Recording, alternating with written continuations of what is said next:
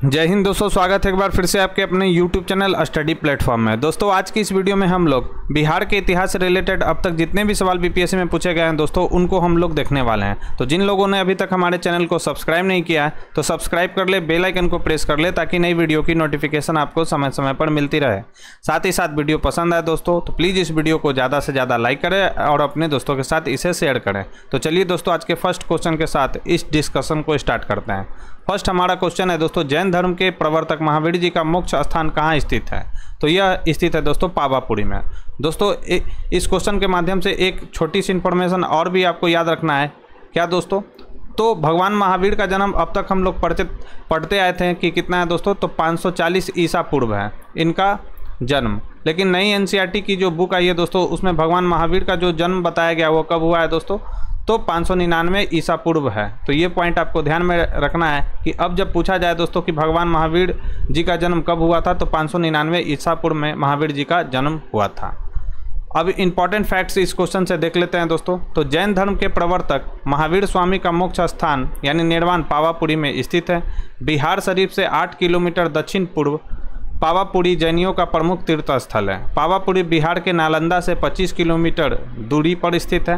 भगवान महावीर ने 527 ईसा पूर्व अर्थात 72 वर्ष की आयु में बिहार के पावापुरी में कार्तिक कृष्ण अमावस्या को निर्वाण यानी मोक्ष प्राप्त किया था। नेक्स्ट हमारा सवाल है दोस्तों, कश्मीर घाटी के अंतिम मुगल शासक यूसुफ शाह चक जिन्हें मुगल सम्राट अकबर द्वारा बिहार में निर्वासित किया गया था दफन है। तो ये कहाँ पर दफन है दोस्तों? तो राइट आंसर इसका हो जाएगा, ये जो है दोस्तों नालंदा में दफन है। राइट आंसर हो जाएगा ऑप्शन डी। इंपॉर्टेंट फैक्ट्स देखते हैं। तो कश्मीर घाटी के अंतिम मुगल शासक यूसुफ शाह चक जिसे मुगल सम्राट अकबर द्वारा निर्वासित किया गया था, यूसुफ शाह चक्र की मृत्यु कब हुई थी? तो 1592 ईस्वी में निर्वासन के दौरान हुई इसे जिसे नालंदा में दफनाया गया है। तो याद रखना है इनका मकबरा कहाँ पर है दोस्तों, तो नालंदा में है। नेक्स्ट है, वर्ष 1632 में बिहार के पटना शहर में कौन सी कंपनी ने अपनी फैक्ट्री स्थापित की थी? तो डच ईस्ट इंडिया कंपनी ने अपनी फैक्ट्री 1632 ईस्वी में पटना में स्थापित की थी। राइट आंसर हो जाएगा ऑप्शन बी। तो पटना डिस्ट्रिक्ट गजेटियर इतिहास की किसी मानक पुस्तक या अन्यत्र 1632 ईस्वी में पटना में डच फैक्ट्री की स्थापना का कोई प्रमाण हमें नहीं प्राप्त हो सका है, किंतु बिहार लोक सेवा आयोग द्वारा निरंतर यह प्रश्न पूछा जाता है और इसका उत्तर 1632 मानता है। कुछ अप्रमाणित स्रोत में यह प्राप्त होता है कि सर्वप्रथम डचों ने पटना कॉलेज की उत्तरी इमारत में 1632 ईस्वी में डच फैक्ट्री की स्थापना की। इनकी रुचि किसमें थी दोस्तों? तो सूती वस्त्र, चीनी, सोडा, अफीम आदि से संबंधित व्यापार में थी। नेक्स्ट है, स्वामी सहजानंद सरस्वती ने एक पत्रिका का प्रकाशन किया था जिसका नाम क्या था? तो दोस्तों याद रखना है उनकी पत्रिका का नाम हुंकार था। राइट आंसर हो जाएगा ऑप्शन बी।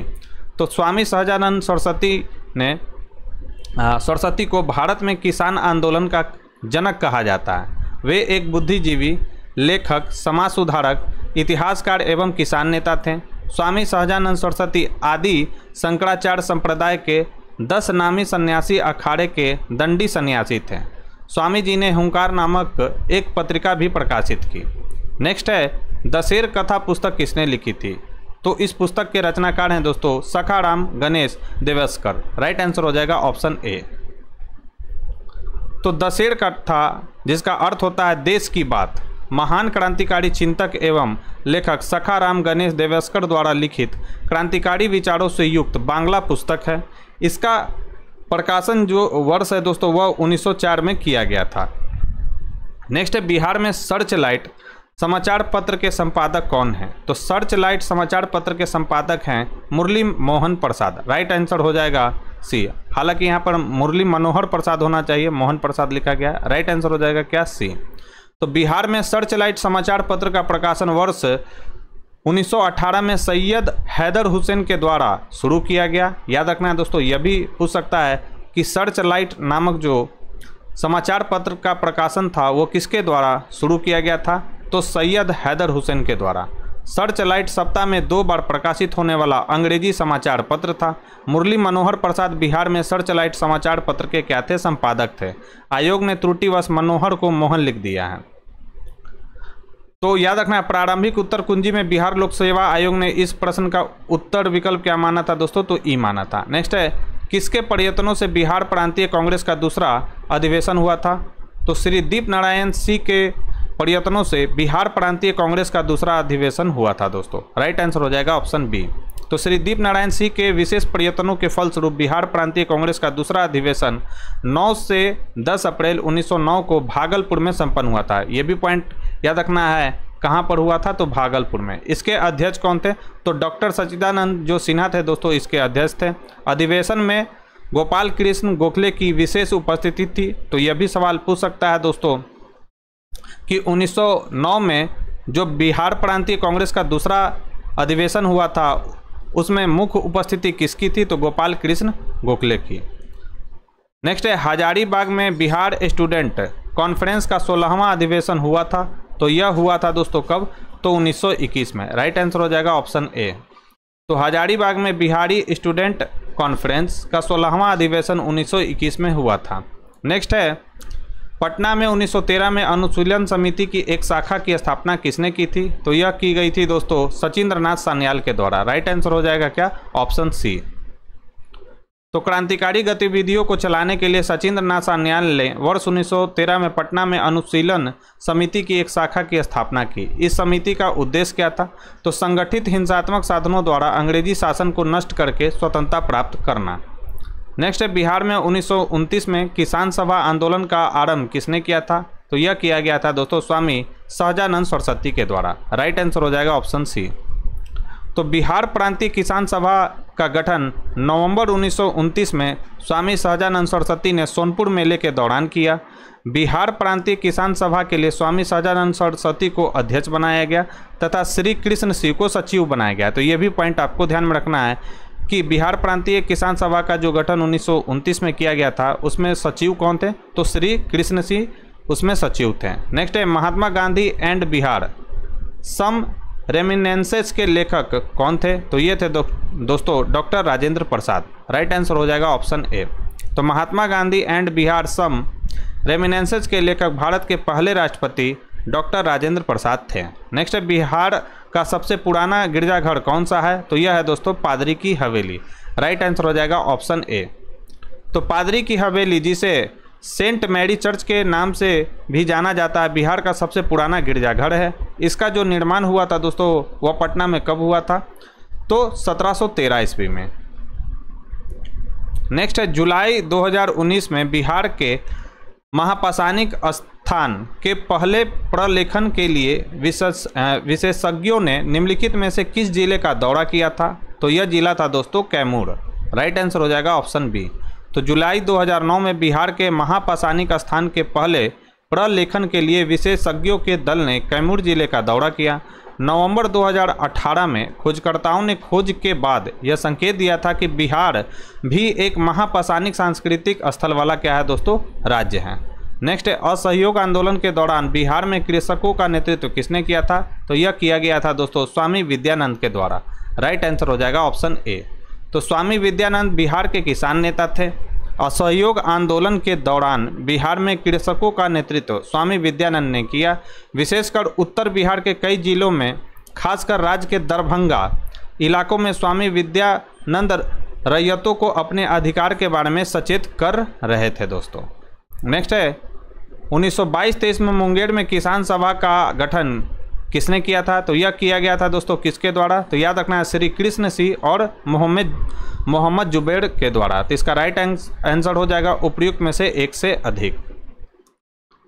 तो बिहार में किसानों को संगठित करने के उद्देश्य से मुंगेर में वर्ष 1922-23 में किसान सभा का गठन शाह मोहम्मद जुबैर और श्री कृष्ण सिंह द्वारा किया गया था। परंतु किसान आंदोलन को निर्णायक मोड़ तब आया जब स्वामी सहजानंद सरस्वती ने यानी 4 मार्च 1928 को किसान सभा की औपचारिक ढंग से स्थापना की। वर्ष 1929 में स्वामी सहजानंद सरस्वती ने प्रांतीय किसान सभा की स्थापना की और इसके प्रथम अध्यक्ष बने। सचिव कौन थे दोस्तों, तो सचिव थे श्री कृष्ण सिंह। नेक्स्ट है, बिहार प्रांतीय किसान सभा का गठन किसने किया, तो यह किया गया था दोस्तों स्वामी सहजानंद सरस्वती के द्वारा 1929 में। याद रखना है। तो बिहार में किसान आंदोलन की शुरुआत स्वामी सहजानंद सरस्वती के नेतृत्व में हुई। सहजानंद सरस्वती ने वर्ष 1929 में बिहार प्रांतीय किसान सभा की स्थापना की। इस सभा का विस्तार बिहार के गांव में करने में उन्हें कार्यानंद शर्मा, राहुल साकृत्यानंद, पंचानंद शर्मा, यदुनंदन शर्मा आदि वामपंथी नेताओं का सहयोग मिला। और ये सभी के सभी महत्वपूर्ण नाम है दोस्तों एग्जाम के दृष्टिकोण से, जिसे आपको ध्यान में रखना है। नेक्स्ट है, इनमें से कौन बिहार का या के किसान नेता था? ये थे, तो याद रखना है दोस्तों कौन थे इसमें से, तो स्वामी विद्यानंद और स्वामी सहजानंद, ये जो थे दोस्तों बिहार के किसान नेता थे। राइट आंसर हो जाएगा ऑप्शन ए। तो बिहार किसान आंदोलन के प्रमुख नेताओं में स्वामी सहजानंद सरस्वती, स्वामी विद्यानंद, यदुनंदन शर्मा, कार्यानंद शर्मा और राहुल साकृत्यानंद प्रमुख थे। नेक्स्ट है, बिहार प्रोविंशियल सभा का गठन कब किया गया था? तो बिहार प्रोविंशियल सभा का गठन किया गया था दोस्तों वर्ष 1929 में। तो बिहार में किसानों को संगठित करने और उनकी कठिनाइयों का निदान करने के उद्देश्य से नवंबर 1929 में सोनपुर मेला के अवसर पर प्रांतीय सभा की स्थापना हुई थी। स्वामी सहजानंद इसके प्रथम अध्यक्ष थे और सचिव कौन थे दोस्तों? तो श्री कृष्ण सिंह। नेक्स्ट है, बिहार में स्वराज दल का गठन किसने किया था? तो बिहार में स्वराज दल का गठन किया गया था श्री कृष्ण सिंह के नेतृत्व में। राइट आंसर हो जाएगा ऑप्शन ए। तो असहयोग आंदोलन की असफलता के बाद स्वराज पार्टी अर्थात कांग्रेस खिलाफत स्वराज पार्टी का गठन जनवरी 1923 में C.R. दास और मोतीलाल नेहरू ने किया। C.R. दास इसके क्या थे? अध्यक्ष थे और मोतीलाल नेहरू क्या थे दोस्तों? इसके महासचिव थे। बिहार में स्वराज दल की शाखा का गठन हुआ जिसके नेता कौन थे? तो श्री कृष्ण सिंह थे। नेक्स्ट है, बिहार में कांग्रेस का प्रथम अधिवेशन कहाँ हुआ था? तो यह हुआ था दोस्तों पटना में। राइट आंसर हो जाएगा ऑप्शन ए। कब हुआ था? 1912 में। तो यह भी याद रखना, इसके 10 साल बाद कहाँ पर हुआ था? तो 1922 में हुआ था दोस्तों। कहाँ पर? तो गया में। तो यह भी पॉइंट आपको ध्यान में रखना है। तो बिहार में कांग्रेस का प्रथम अधिवेशन वर्ष 1912 में पटना के बांकीपुर में आयोजित किया गया था। यह कांग्रेस का 27वां अधिवेशन था जिसकी अध्यक्षता किसने की थी दोस्तों? तो रघुनाथ नरसिंह माधोलकर द्वारा की गई थी। इस अधिवेशन के महासचिव कौन थे? तो यह भी सवाल पूछ सकता है। सच्चिदानंद सिन्हा थे तथा मौलाना मजरूल हक स्वागत समिति के क्या थे दोस्तों? अध्यक्ष थे। नेक्स्ट है, बिहार सोशलिस्ट पार्टी कब गठित हुआ? तो बिहार सोशलिस्ट पार्टी का गठन 1931 में हुआ था। राइट आंसर हो जाएगा ऑप्शन सी। वर्ष 1931 में गंगा शरण सिंह, जयप्रकाश नारायण, फूलन प्रसाद वर्मा, अब्दुल बारी, राहुल साकृत्यानंद तथा अंबिका सिन्हा द्वारा बिहार सोशलिस्ट पार्टी की स्थापना के लिए एक समूह बनाया गया। अन्य सदस्यों में कौन थे? तो रामवृक्ष बेनीपुरी, गंगा शरण सिन्हा, योगेंद्र शुक्ल, अब्दुल बारी, कर्पूरी ठाकुर और बसावन सिंह आदि थे। तो याद रखना है दोस्तों, ये सभी के सभी नाम काफ़ी ज़्यादा महत्वपूर्ण है जिसे आपको ध्यान में रखना है। नेक्स्ट है, सन 1931 में बिहार समाजवादी पार्टी का गठन किसने किया था? तो किसने किया था दोस्तों? तो फूलन प्रसाद वर्मा ने। राइट आंसर हो जाएगा option A. Bihar socialist party का गठन कब हुआ? तो वर्ष 1931 में। नेक्स्ट है, 1931 में बनी बिहार सोशलिस्ट पार्टी के सचिव कौन थे? तो बिहार सोशलिस्ट पार्टी के सचिव थे दोस्तों जयप्रकाश नारायण। राइट आंसर हो जाएगा ऑप्शन बी। तो वर्ष 1931 में गठित बिहार सोशलिस्ट पार्टी के सचिव जयप्रकाश नारायण थे। नेक्स्ट है, बिहार समाजवादी पार्टी जो कि कब हुआ गठित किया गया था? 1931 में। का गठन किन्होंने किया था? तो किनके द्वारा किया गया था? तो फूलन प्रसाद वर्मा और जयप्रकाश नारायण के द्वारा। और जयप्रकाश नारायण क्या थे दोस्तों? तो सचिव थे। याद रखना है आपको। जयप्रकाश नारायण को कौन सी उपाधि दी गई थी? तो याद रखना है, लोकनायक की उपाधि दी गई थी दोस्तों जयप्रकाश नारायण को। तो जयप्रकाश नारायण को लोकनायक के नाम से भी जाना जाता है। वर्ष 1942 में भारत छोड़ो आंदोलन के दौरान इन्होंने डॉक्टर राम मनोहर लोहिया, याद रखना है ये नाम, तथा अरुणा आसिफ अली के साथ मिलकर गुप्त रूप से भारतीय जनता को संगठित किया था। इन्होंने 5 जून 1974 को पटना के गांधी मैदान पर संपूर्ण क्रांति का आह्वान किया। वर्ष 1999 में मरणों उपरांत इन्हें भारत रत्न प्रदान किया गया था और ये डेट इंपॉर्टेंट है जिसे आपको ध्यान में रखना है। नेक्स्ट है, बिहार में रश्मि कुमारी एक हैं, तो यह क्या है दोस्तों? तो अंतर्राष्ट्रीय कैरम चैंपियन है दोस्तों रश्मि कुमारी। राइट आंसर हो जाएगा बी। तो बिहार की रश्मि कुमारी एक प्रसिद्ध अंतर्राष्ट्रीय कैरम खिलाड़ी हैं। वह दूसरी, तीसरी और 5वीं एशियाई कैरम चैंपियनशिप, 4थी विश्व कैरम चैंपियनशिप 1999 में प्रथम मलेशिया ओपन इत्यादि प्रतियोगिताओं की विजेता रही हैं। नेक्स्ट है, इनमें से बिहार के प्रथम राज्यपाल कौन थे? तो बिहार के प्रथम राज्यपाल थे दोस्तों सर, कौन थे? तो सर, एक मिनट, तो बिहार के प्रथम जो राज्यपाल थे दोस्तों इसमें से कौन थे? तो बिहार के प्रथम जो राज्यपाल हैं दोस्तों इसमें से सर जेम्स डेविड शिप्टन, जो कि बिहार के प्रथम क्या थे दोस्तों? राज्यपाल थे। तो इंपॉर्टेंट सवाल है दोस्तों, ध्यान में रखना है। तो सर जेम्स डेविड शिप्टन 11 फरवरी 1935 से 10 मार्च 1937 तक बिहार और उड़ीसा के राज्यपाल रहे। फिर 1 अप्रैल 1936 से 10 मार्च 1937 तक बिहार के राज्यपाल रहे। उड़ीसा विभाजन के बाद वे बिहार के पहले राज्यपाल थे, तो याद रखना है। उनके बाद 11 मार्च 1937 को सर मॉरिस गार्नियर हैलेट राज्यपाल बने। तो ये इंपॉर्टेंट दोनों नाम है दोस्तों, जिसे आपको ध्यान में रखना है। बढ़ते अपने नेक्स्ट क्वेश्चन की ओर। दिव्यांग अभिनेता कुमुदलाल गांगुली, जिन्हें उनके मंचीय नाम अशोक कुमार से भी जाना जाता है, का जन्म बिहार के निम्नलिखित में से किस शहर में हुआ था? तो यह हुआ था दोस्तों भागलपुर में। राइट आंसर हो जाएगा ऑप्शन सी। तो अभिनेता मुकुंद लाल गांगुली, जिन्हें हम लोग अशोक कुमार के भी नाम से जानते हैं, का जन्म 13 अक्टूबर 1911 को बिहार के भागलपुर में हुआ था। इनकी मृत्यु 10 दिसंबर 2001 को मुंबई में हुई थी। नेक्स्ट है, बिहार के ऋतिक आनंद ने ब्राजील में आयोजित 24वें समर डेफ बैडमिंटन ओलंपिक में भारत के लिए कौन सा पदक जीता था? तो इन्होंने जीता था दोस्तों स्वर्ण पदक। राइट आंसर हो जाएगा ऑप्शन ए। तो 24वें ग्रीष्मकालीन डेफ ओलंपिक्स का आयोजन 1 से 15 मई 2022 के मध्य कहाँ पर किया गया था? ब्राजील में किया गया। बिहार के ऋतिक आनंद ने बैडमिंटन की टीम स्पर्धा में कौन सा पदक जीता? तो स्वर्ण पदक जीता।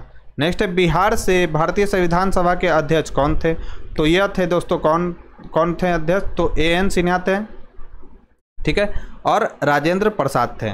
तो राइट आंसर हो सॉरी यहाँ पे पूछा जा रहा अध्यक्ष, एक मिनट, अध्यक्ष पूछा जा रहा है दोस्तों कि सदस्य पूछा जा रहा है, सॉरी। तो बिहार में भारतीय संविधान सभा के सदस्य कौन कौन थे दोस्तों? तो इसका आंसर हो जाएगा उपयुक्त में से एक से अधिक। तो 9 दिसंबर 1946 को संविधान सभा का गठन हुआ। इसके पहले अध्यक्ष यानी अस्थायी कौन थे दोस्तों? तो डॉक्टर सच्चिदानंद सिन्हा थे, जो कि बिहार से ही थे। 11 दिसंबर 1946 को डॉक्टर राजेंद्र प्रसाद संविधान सभा के पहले अस्थायी अध्यक्ष चुने गए।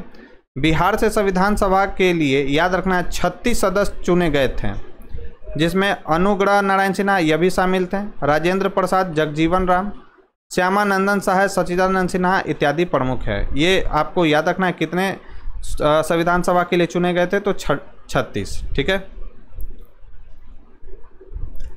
नेक्स्ट है, 1972 ईस्वी में बिहार हेराल्ड आरंभ किया था। तो यह आरंभ किया गया था बाबू गुरु प्रसाद सेन के द्वारा। राइट आंसर हो जाएगा ऑप्शन सी। तो बाबू गुरु प्रसाद सेन ने 1872 ईस्वी में बिहार में सर्वप्रथम अंग्रेजी अखबार दी बिहार हेराल्ड को क्या किया था दोस्तों? प्रकाशित किया था। नेक्स्ट है, बिहार में 1937 में गठित प्रथम भारतीय मंत्रिमंडल का नेतृत्व किसने किया था? तो यह किया गया था दोस्तों मोहम्मद यूनिस के द्वारा। और उस समय गवर्नर बिहार के गवर्नर कौन थे दोस्तों? तो याद रखना है हैलेट थे। तो बिहार में वर्ष 1937 में गठित प्रथम बिहार मंत्रिमंडल का नेतृत्व मोहम्मद यूनिस कब से कब तक थे दोस्तों? तो 1/4/1937 से 19/7/1937 तक ने किया। इसके बाद श्री कृष्ण सिंह ने मंत्रिमंडल का नेतृत्व किया। कार्यकाल इनका है कब से कब तक का? तो 20/7/1937 से 31/10/1939 तक। नेक्स्ट है, राजेंद्र प्रसाद ने किसे पाकिस्तान का जन्मदाता माना है? तो यह माना है दोस्तों लॉर्ड मिंटो को। राइट आंसर हो जाएगा ऑप्शन सी। तो राजेंद्र प्रसाद ने पाकिस्तान का जन्मदाता लॉर्ड मिंटो को माना, क्योंकि सर्वप्रथम उसने भारत परिषद एक्ट, जिसे हम लोग मार्ले मिंटो एक्ट के भी नाम से जानते हैं दोस्तों, 1909 के द्वारा मुसलमानों के लिए पृथक मताधिकार तथा पृथक निर्वाचन क्षेत्रों की स्थापना की थी। राजेंद्र प्रसाद के अनुसार भारत में सांप्रदायिकता, पृथक चुनाव इकाई और विशेष सुविधाओं के कारण बढ़ी पृथक निर्वाचन इकाइयों ने सांप्रदायिकता की भावना को क्या किया था? तो बढ़ावा दिया था। नेक्स्ट है, पटना लॉन का गांधी मैदान के रूप में नामांकन कब किया गया था? तो यह किया गया था दोस्तों कब? तो इसका राइट आंसर हो जाएगा ई। अब इंपॉर्टेंट फैक्ट्स देखते हैं। तो गांधी मैदान बिहार की राजधानी पटना में स्थित एक ऐतिहासिक मैदान है। वर्ष 1948 से पूर्व इसका नाम पटना लॉन था। भारत का पहला चंपारण सत्याग्रह शुरू करने के बाद महात्मा गांधी की विशाल जनसभा जनवरी 1918 में इसी गांधी मैदान में आयोजित हुई। यहाँ स्मारक के तौर पर महात्मा गांधी की सबसे ऊंची यानी 70 मीटर प्रतिमा वर्ष 2013 में स्थापित की गई। ज्ञातव्य है कि महात्मा गांधी की मृत्यु कब हुई थी, तो 30 जनवरी 1948 के पश्चात पटना लॉन का नाम बदलकर गांधी मैदान किया गया। अतः इस प्रश्न का उत्तर ई होना चाहिए, जबकि आयोग ने इसका उत्तर क्या दिया था दोस्तों, तो डी दिया। यानी इसका उत्तर क्या है आयोग के द्वारा, तो आयोग ने इसका आंसर दिया दोस्तों भारत के स्वतंत्रता के अवसर पर। तो आपको इसी को टिक आउट करके चलना है।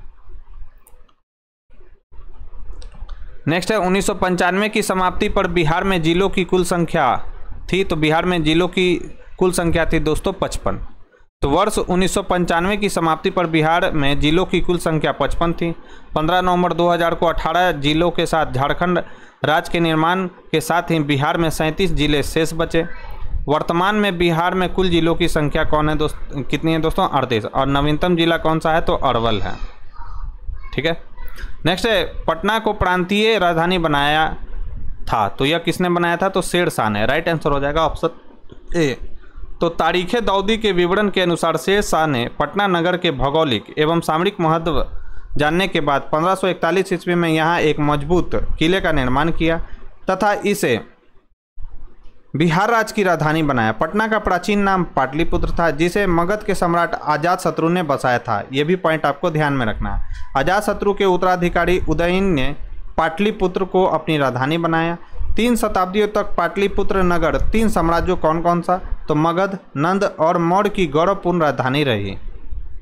नेक्स्ट है निम्नलिखित में से किस नगर में जापानियों ने विश्व शांति स्तूप निर्माण कराया, तो वह स्थान है दोस्तों राजगीर। राइट आंसर हो जाएगा बी।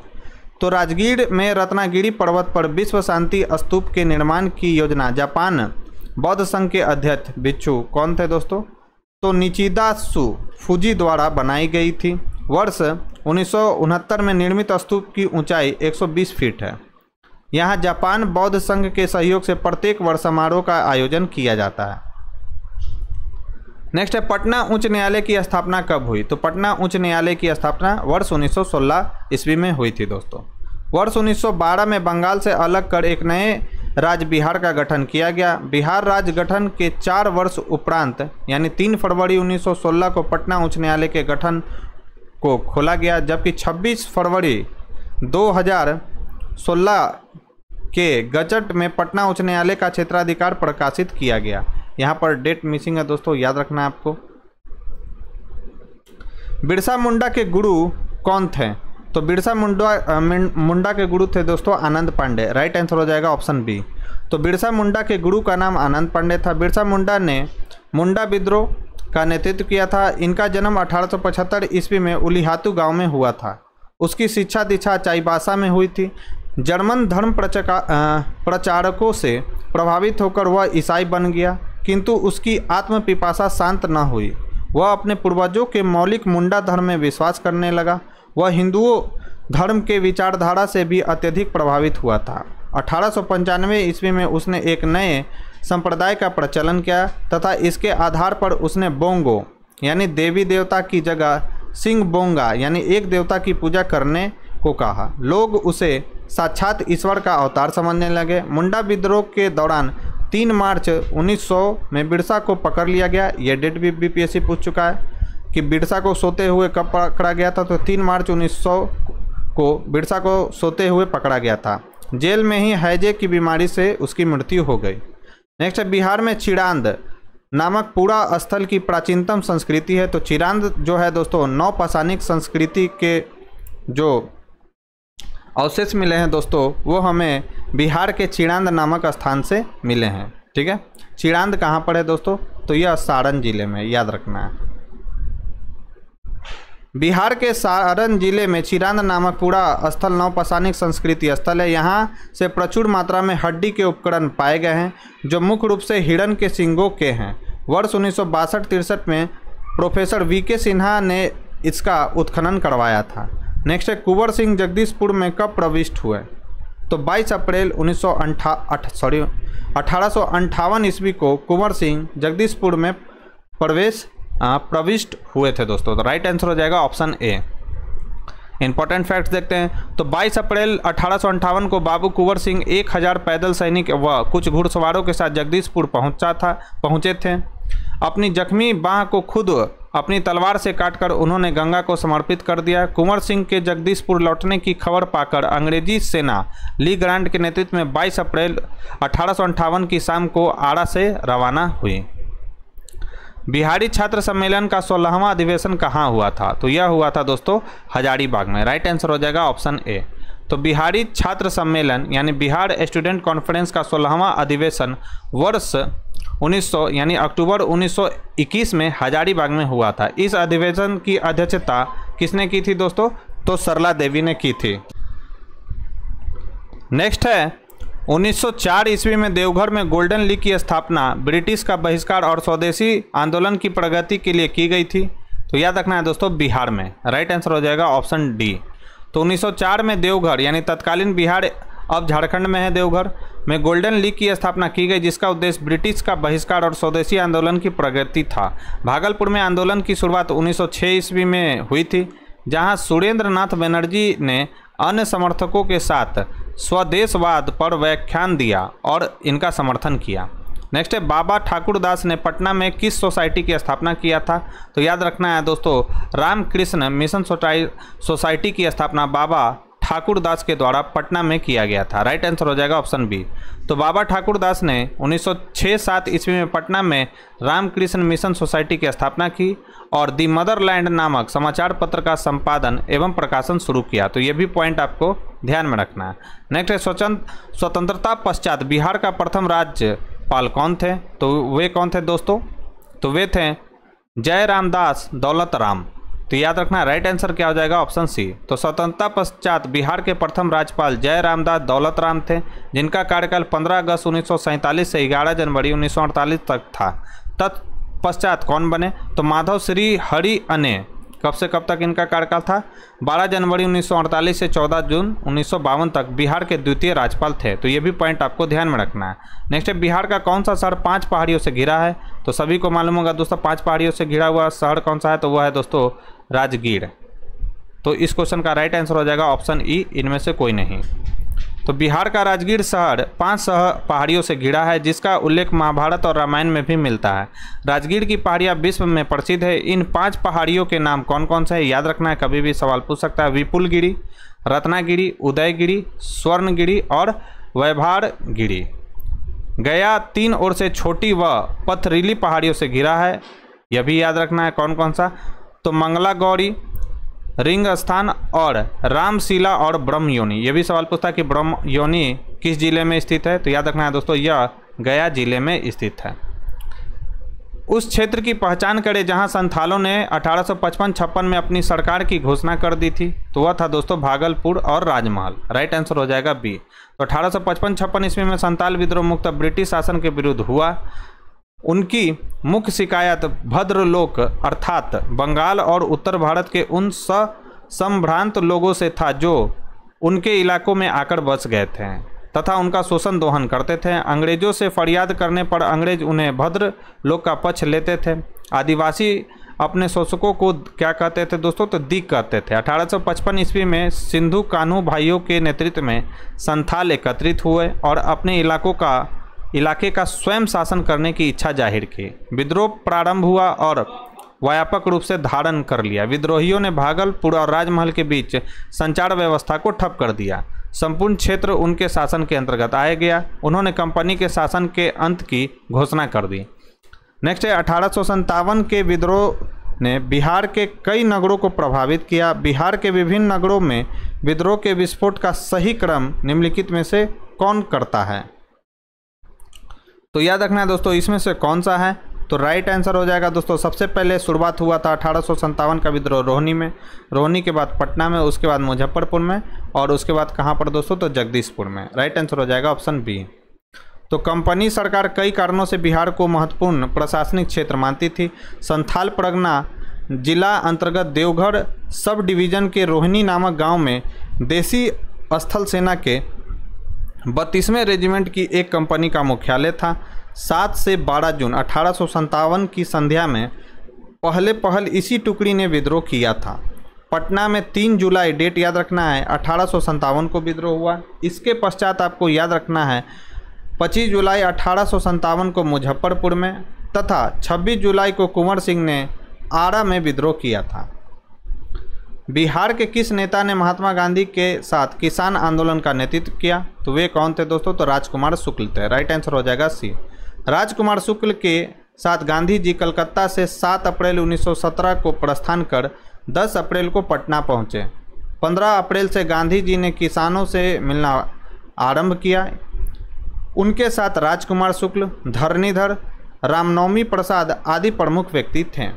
दोस्तों, अगर ये वीडियो आपको पसंद आ रही हो, वीडियो का कंटेंट अगर आपको पसंद आ रहा हो, प्लीज़ इस वीडियो को ज़्यादा से ज़्यादा लाइक करें और अपने दोस्तों के साथ इसे शेयर करें। नेक्स्ट क्वेश्चन है दोस्तों हमारा, बिहार के सुप्रसिद्ध संत सरफुद्दीन मनेरी का संबंध सूफियों के किस संप्रदाय से हैं? तो ये किस संप्रदाय से थे दोस्तों? तो फिरदौसी संप्रदाय से थे। राइट आंसर हो जाएगा ऑप्शन सी। तो सरफुद्दीन अहमद जिनका जन्म कब हुआ था? तो 1262 ईस्वी में मनेर में हुआ था और इनकी मृत्यु कब हुई थी? तो 1380 ईस्वी में बिहार शरीफ में हुई थी। किस सिलसिले से जुड़े थे? तो फिरदौसिया सिलसिले के ये क्या थे दोस्तों? सूफी संत थे। उन्होंने सुहरवर्दी की अरबी कृति यानी अदब अल मुरुद्दीन का पर क्या किया था दोस्तों? तो एक भाष्य लिखा था। उनकी प्रसिद्ध कृति कौन सी है? तो मकतूबात ए सदी, याद रखना है, मकतूबात ए सदी किनकी रचना है? तो सरफुद्दीन अहमद की यह रचना है दोस्तों। अलीवर्दी को किस वर्ष बिहार का डिप्टी गवर्नर नियुक्त किया गया था? तो याद रखना है दोस्तों 1733 ईस्वी में अलीवर्दी खां को बिहार का डिप्टी गवर्नर नियुक्त किया गया था। तो बंगाल के नवाब शुजाउद्दीन ने 1733 ईस्वी में अलीवर्दी खां को बिहार का नायब सूबेदार यानी डिप्टी गवर्नर बनाया। बंगाल के नवाब सरफराज के समय में बिहार के नायब सूबेदार अलीवर्दी खां ने विद्रोह कर दिया और सरफराज खां को गिरिया के युद्ध कब हुआ था? तो 1740 ईस्वी में मार डाला। 1740 ईस्वी में अलीवर्दी खां बंगाल का क्या बना था दोस्तों? नवाब। तो ये भी डेट याद रखना है कि 1740 ईस्वी में अलीवर्दी खां जो था दोस्तों वह बंगाल का नवाब बना था। नेक्स्ट है, मध्यकाल में बिहार शरीफ का नगर महत्वपूर्ण रहा था। तो यह महत्वपूर्ण रहा था दोस्तों विद्या केंद्र के रूप में, साथ ही साथ धार्मिक केंद्र के रूप में। राइट आंसर हो जाएगा 2 और 4। तो राइट आंसर होगा दोस्तों डी। मध्यकाल में बिहार शरीफ बौद्ध धर्म का प्रमुख केंद्र था। ओदंतपुरी का महाविहार यहाँ स्थित है। किसने बनाया था दोस्तों ओदंतपुरी का महाविहार? तो पाल वंश के संस्थापक गोपाल ने। इसके साथ ही अनेक बौद्ध विहार इस क्षेत्र में स्थित थे, जिस कारण तुर्कों ने इस नगर का नाम बिहार रखा।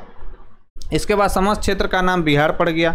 बिहार शरीफ धार्मिक केंद्र के साथ साथ विद्या केंद्र के रूप में भी विकसित था। ओदंतपुरी विश्वविद्यालय की स्थापना पाल वंश के साथ साथ गोपाल ने की थी। यह विश्वविद्यालय बिहार शरीफ के नज़दीक था। नेक्स्ट क्वेश्चन है, बिहार में अलग प्रांत के लिए आंदोलन जिसके परिणाम स्वरूप वर्ष 1911 में बिहार एवं उड़ीसा के नए प्रांत का निर्माण हुआ का नेतृत्व किया था? तो यह किया गया था डॉक्टर सच्चिदानंद सिन्हा के द्वारा। राइट आंसर हो जाएगा ऑप्शन ए। तो डॉक्टर सच्चिदानंद सिन्हा, महेश नारायण, नंद किशोर लाल तथा श्री कृष्ण सहाय, इन चारों ने मिलकर जनवरी 1894 ईस्वी में पटना से बिहार टाइम्स या बिहारी समाचार पत्र निकालना प्रारंभ किया था। महेश नारायण या बाबू महेश्वर प्रसाद इस समाचार पत्र के क्या थे दोस्तों? संपादक थे। महेश नारायण ने अपने समाचार पत्र के माध्यम से बिहार पृथक्करण की मांग रखी। संपूर्ण बिहार में पृथक्करण आंदोलन जोर पकड़ने लगा। महेश नारायण के देहांत के पश्चात डॉक्टर सच्चिदानंद सिन्हा इस आंदोलन के अगुवा हुए। ब्रह्मदेव नारायण, अली इमाम, मजरूल हक, हसन इमाम डॉक्टर सिन्हा के साथ हो गए। वर्ष 1908-9 में बिहार प्रादेशिक सम्मेलन का आयोजन किया गया। इसमें बिहार को पृथक राज्य का दर्जा दिए जाने की मांग की, जिसे 12 दिसंबर 1911 को दिल्ली में आयोजित शाही दरबार में स्वीकार कर लिया गया। 1 अप्रैल 1912 को, 22 मार्च को यह घोषित हुआ था और 1 अप्रैल 1912 को क्या हुआ था दोस्तों? यह लागू हुआ था। बिहार और उड़ीसा को सम्मिलित कर नवीन प्रांत बिहार का उद्घाटन हुआ, जिसकी राजधानी क्या थी दोस्तों? पटना। भारत शासन अधिनियम 1935 1 अप्रैल 1936 को उड़ीसा को बिहार से अलग कर एक नया राज्य बनाया गया। नेक्स्ट है, बिहार की स्थापना कब की गई थी? तो यह की गई थी दोस्तों 1912 में।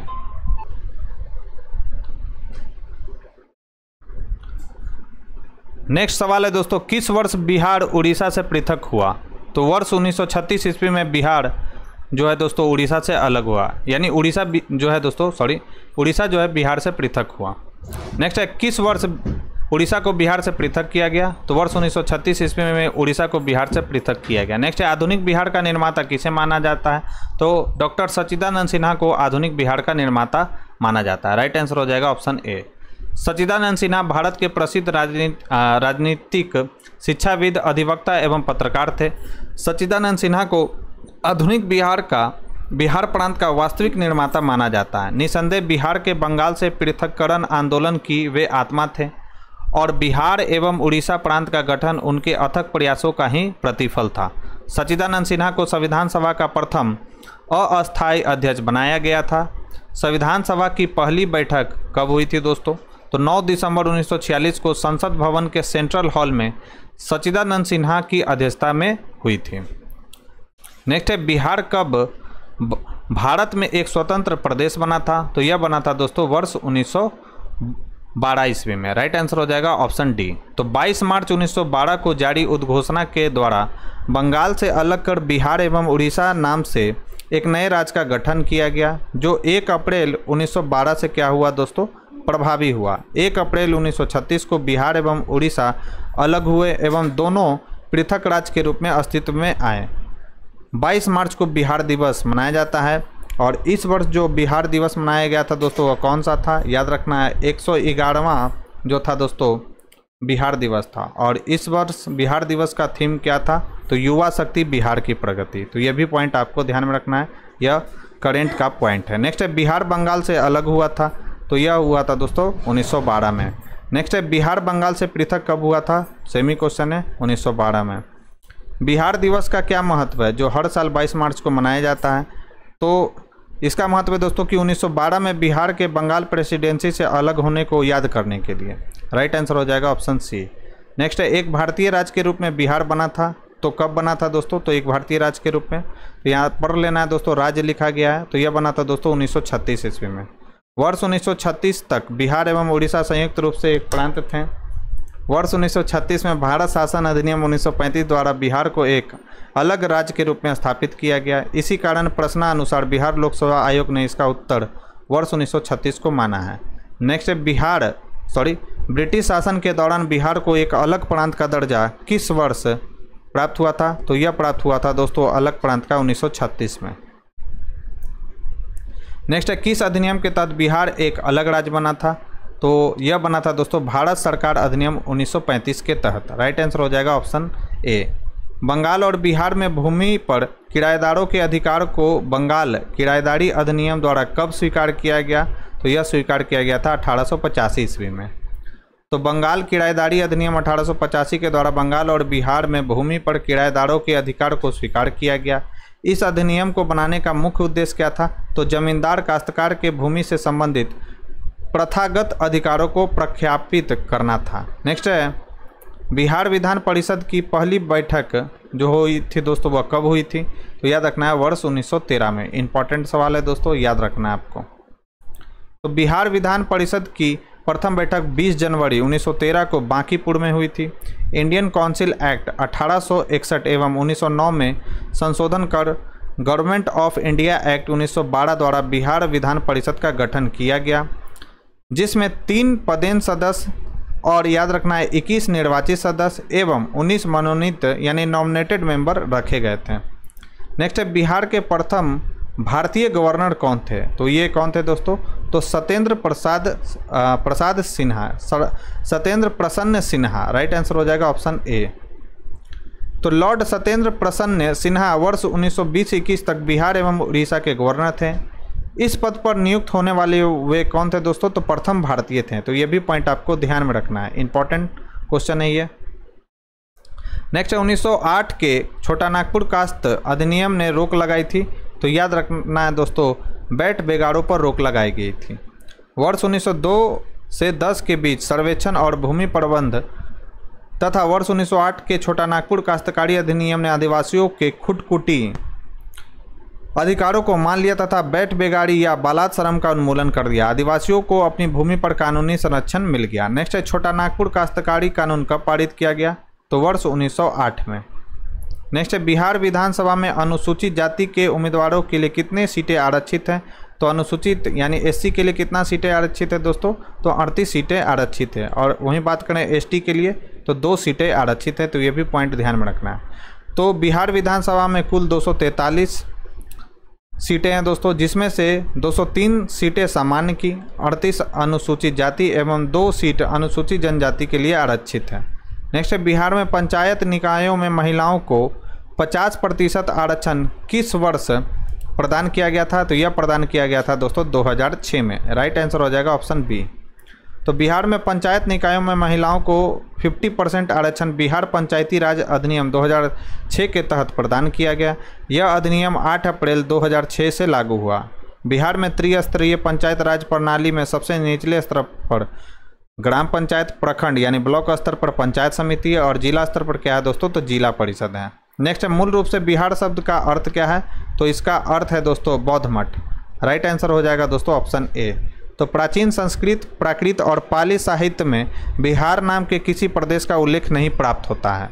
12वीं सदी के अंत में उदंतपुरी के साथ इस प्रदेश के बहुसंख्यक बौद्ध विहारों के कारण इसका नाम बिहार पड़ा, जो बाद में अपभ्रंश के कारण बिहार हो गया। नेक्स्ट है 1866-67 के नील खेती हरों के बिहार में हुए विद्रोह के क्षेत्र की पहचान कीजिए। तो यह विद्रोह कहाँ पर हुआ था दोस्तों? तो यह हुआ था दरभंगा एवं चंपारण में। राइट आंसर हो जाएगा ऑप्शन सी।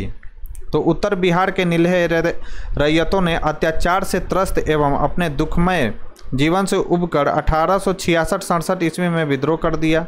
विद्रोह की आग पहल लाल सड़ैया कोठी में फूटी।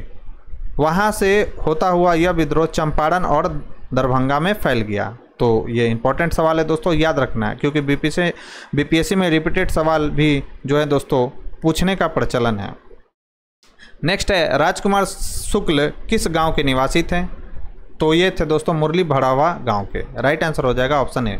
राजकुमार शुक्ल पश्चिम चंपारण जिले के मुरली भड़ावा नामक गांव के निवासी थे। इन्होंने महात्मा गांधी से वर्ष 1916 में लखनऊ में मुलाकात कर चंपारण आने का अनुरोध किया। गांधी जी ने चंपारण पहुंचकर जबरन नील की खेती करवाने के खिलाफ सत्याग्रह शुरू किया था। नेक्स्ट है चंपारण में गांधी जी को आमंत्रण किसने दिया था? तो यह दिया था दोस्तों राजकुमार शुक्ल ने।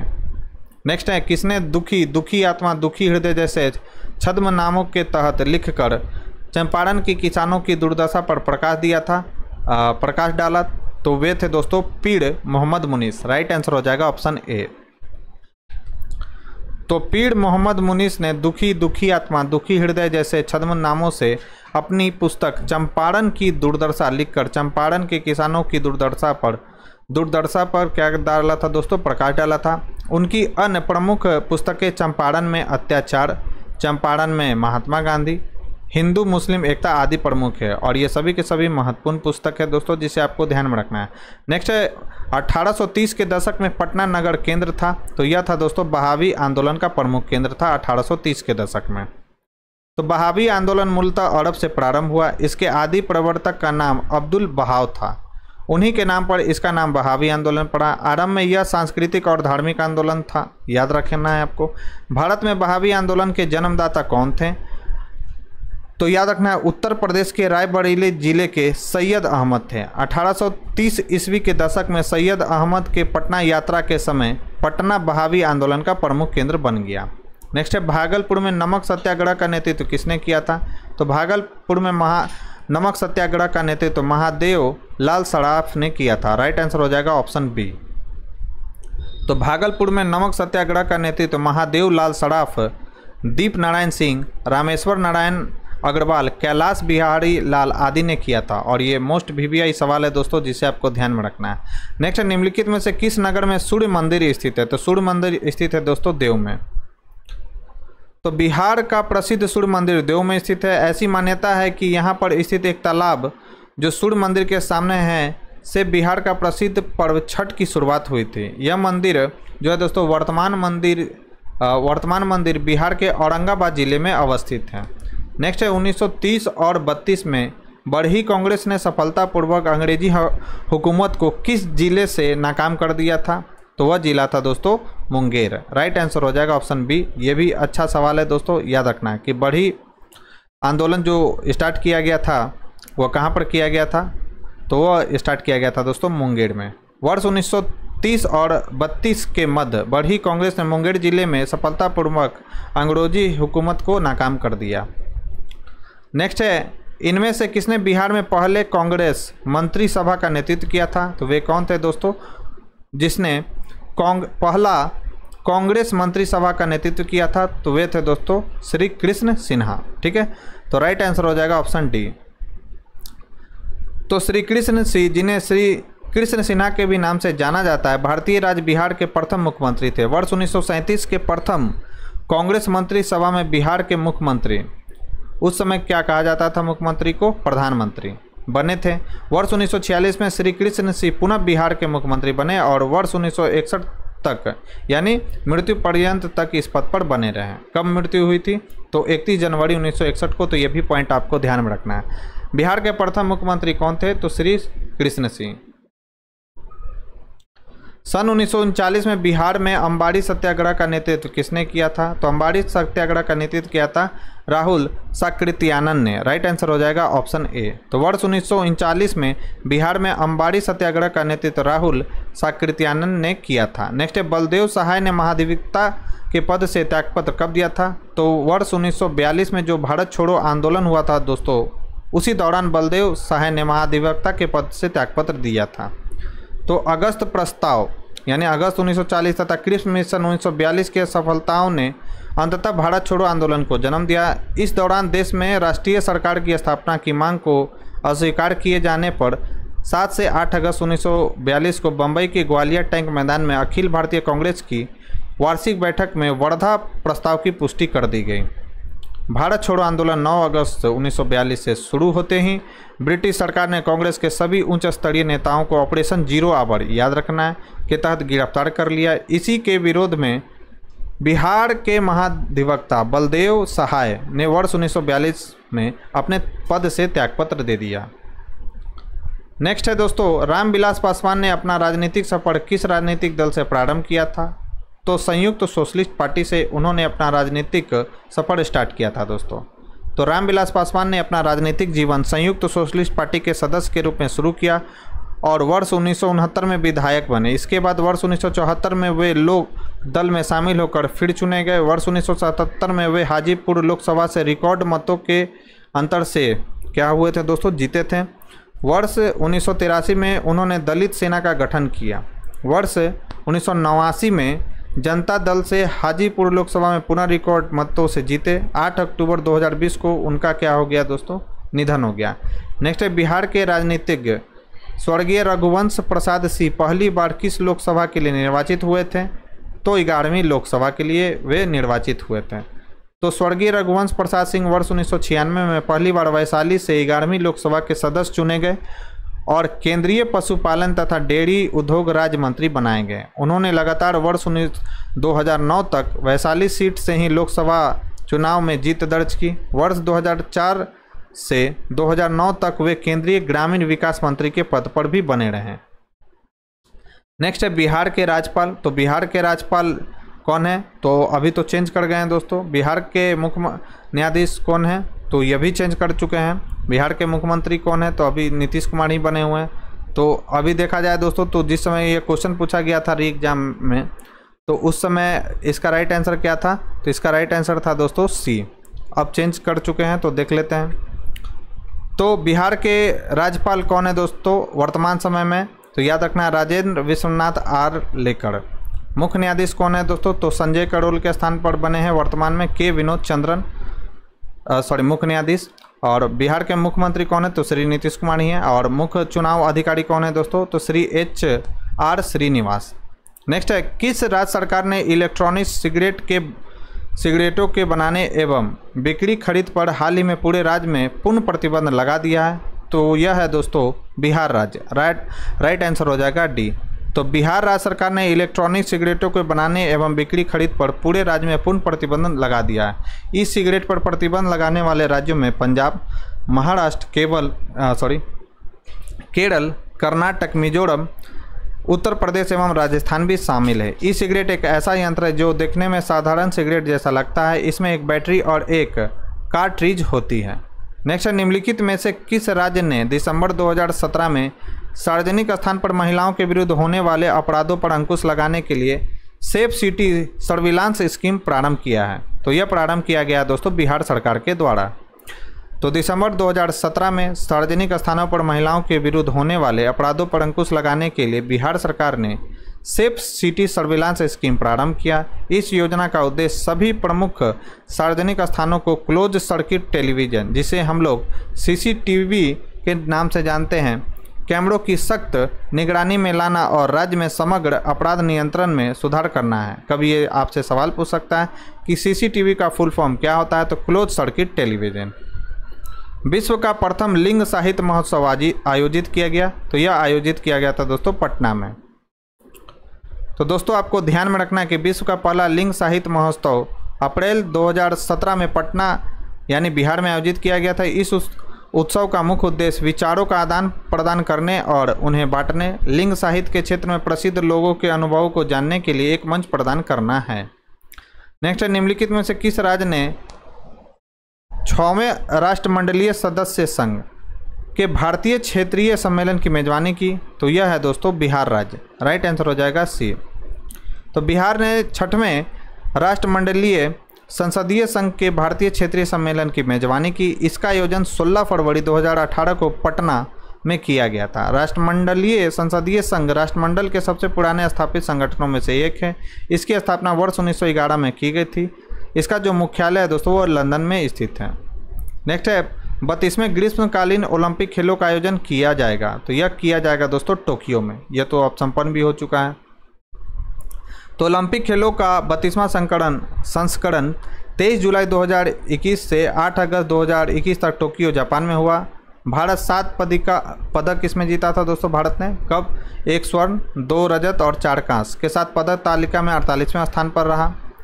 33वां ग्रीष्मकालीन ओलंपिक वर्ष 2024 में पेरिस फ्रांस में आयोजित किया जाएगा। तो ये याद रखना है दोस्तों, 33वां जो ग्रीष्मकालीन ओलंपिक होने जा रहा है वो कहाँ पर होने जा रहा है? तो फ्रांस की राजधानी पेरिस में।